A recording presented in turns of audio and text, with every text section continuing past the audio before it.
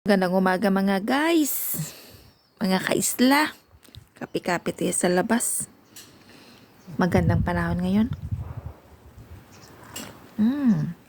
Sarap. Ay, ang aming tanim na patatas. Mataba. May laman na to siya. May laman. Pero, aantayin lang yan namin ng tumanda yung dahon niya. Siguro mga 1 month. Tapos saka harvestin ulit. Nagtanim na naman ang asawa ko ng sibuyas. Tumaba na naman siya. Sibuyas, ano siya, yung sibuyas, onion, hindi siya yung isa. Ayan. Yun, ang beans namin, nabuhay na naman siya. Basta may laman na to siya. Nakita na to ng, kinaika na to ng asawa ko eh. Ayan. Ang kapitbahay namin. Ang aming red radius, hindi ko na kasi kinakain. Tumaba na siya, oh. Oh, tumaba. Hindi ko na kasi siya kinakain eh. Matamis to. Dalawa siya, oh. Ay, nangitlog. Kukunin ko nga yan. Ay, nakinain na, oh. Sa kasi maluko kasi itong mga snails, kinakain niya. Ito naman, guys, di pa salad yan, no? Natamad na rin ako kumain ng salad. Nilagay ko sa niluto ko na mga sinabawan na isda. Masarap siya. Ito, oh. Kung mayroon kayo niya na tanim, pwede yan niluto. Lagay nyo sa sinabawan na isda or sa inyong mga gulay-gulay dyan. Nalo nyo. Konti lang. Yung pag lagay nyo, hanguin nyo na. Yan, masarap. Ito naman, yan. Ang bulaklak na to, panglamig lang to siya. Pagkatapos ng summer, tutubo na naman siya. Ayan, tinanim ko yan. Nung nakaraang taon pa to, tapos kiniklip ko lang siya. Tapos tutubo na naman siya. Mayroon pa ako niyan eh. Hinahanap ko yung dilya ko. No. Hinahanap ako niyan isa eh. Sabi ko sa sao ko na sana yung paborito kong ano yung blue at saka white. Ay, hindi niya kasi malala eh. Yung ito oh. Ito yung dahon niya. Iba naman to. Pero may isa pa akong flowers na, ito na siya, oh. Sorry. Ito siya, guys. Tumubo na siya. Pero, tutubo to pagka, winter. Or, basta tutubo to pag taglamig. Ito yung flowers na puti dati, oh. Nalala ko na pala siya. Maganda yung flowers niya, eh. Ito. Ay, naku. Gugulayin ko na naman to kasi itong flowers niya, hindi na kasi siya masyado namunga. Kaya sabi ng asawa ko, bibili siya ulit ng buto. Kasi pagka ulit-ulit daw, kukunti lang daw yung bulaklak niya. Yung mga, ano niya ba, yung, ito, tumanda na, oh. Bunga niya, kukunti lang. Sabi ng asawa ko, papalitan niya daw. Magtanim nga ako dito ng samahan ko ng balatong sitaw ba. Kasi sabi ng asawa ko, iba daw lasa, sabi niya. Sabi ko gusto ko yun. Malangto siguro kumbaga. Ito tumanda na kasi eh. Alam naman yung asawa ko, hindi kasi niya kinukuha. O naman kasi sinusunod-sunod ko pagkuha. Para hindi siya tumanda. Totally patapos na rin to eh. Kasi nga, pagka ang tanim dito, dinaanan ng malakas na hangin, ganyan yung itsura niya, oh. Hindi na siya namumulaklak. Malakas kasing hangin. Ayan. Kinukuha ko na yan nung nakaraan, oh. Ayan siya, oh, maba na, pero Sana hindi siya humangin. Ito o possible na rin yung flowers niya na puti. Puti itong flowers niya na mataba. Possible na rin siya. Tapos yung mga aking salad-salad, oh. Ginugupit ko lang yan. Tapos uusbong na naman siya ulit. Itong yellow, tatanggalin ko yan. Gawin ko na naman yan ng aking tea. Tapos ito, oh. Yung ginupit ko siya. Tumubo na naman siya. Basta gupit-gupit lang. Laki na ngayon ng ano niya, oh, puno niya. Kasi ginugupit ko siya. Tapos tubo na naman siya ulit. Yan lang siya.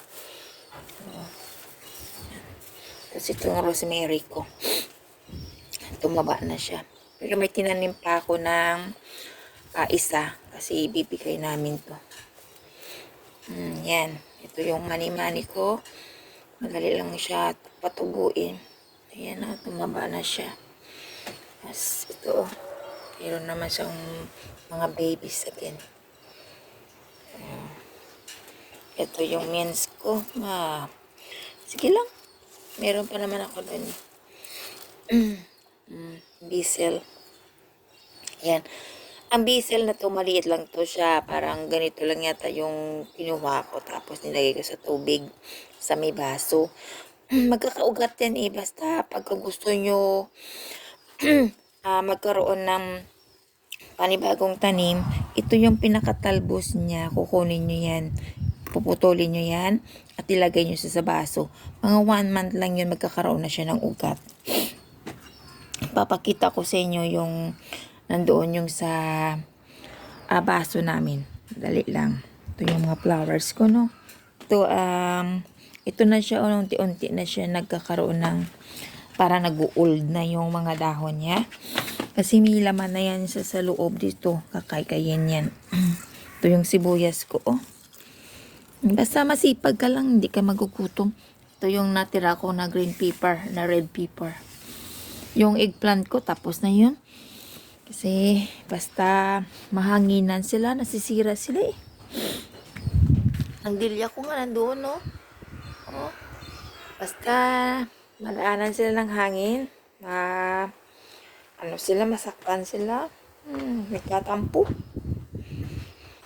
Pero marami pa rin doon magaganda. Dali lang pakita ko sa inyo mamaya. Diba? Sabi ko sa inyo, itong flowers na to, kinuha lang to ng asawa ko, bibigay niya sa akin.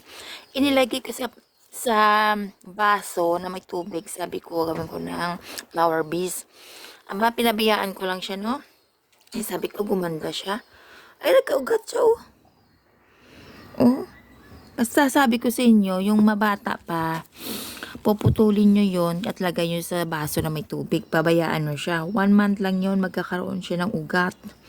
Pwede na siya itanim sa paso. Ganun kasi ginagawa namin dito. Pagka gusto mo, ayan, oh. Oh, flower biscuit siya. Pero, nagkaroon siya ng ugat. Diba? Forever flower base.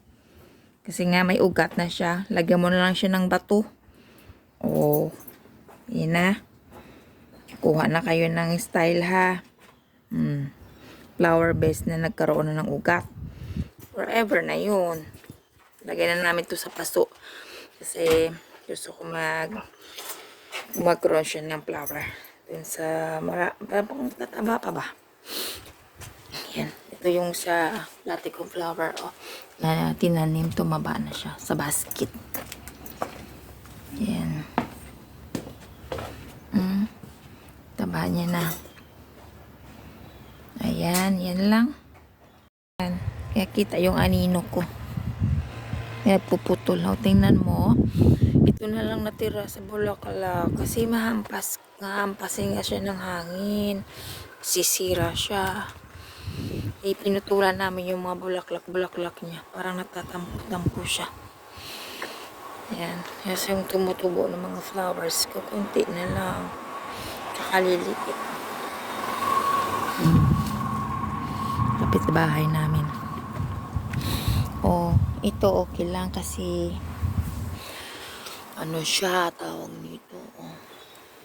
Nasa baba. Pero pagka darating na naman yung typhoon dito sa amin, naku, wala na siya. Ito, tumataba siya, oh.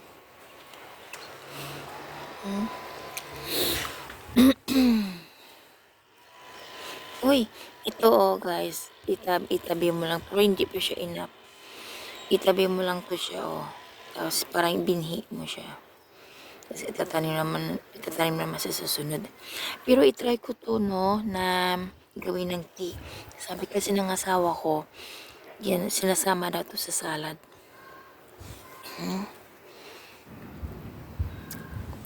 Ang taba niya nga eh. Kasi piniprepare ng asawa ko yung lupa niya ng mahabang mga ilang buwan din bago mag-summer. Para magre-rest. Yan, taba niya. Dati nung dumating ako, konti lang yung flowers niya. Sabi ng mga tao dito, ano nang nangyari sa akin? Pinakausap ko sarili ko. May naglilinis doon sa garden, sa park. Yan siya. Yan lang mga guys, sa update sa akin flowers. Ang ganda siya, puro yellow. Asawa ko kasi paborito niya yellow. Ang red ko konti lang kasi binhi yan eh.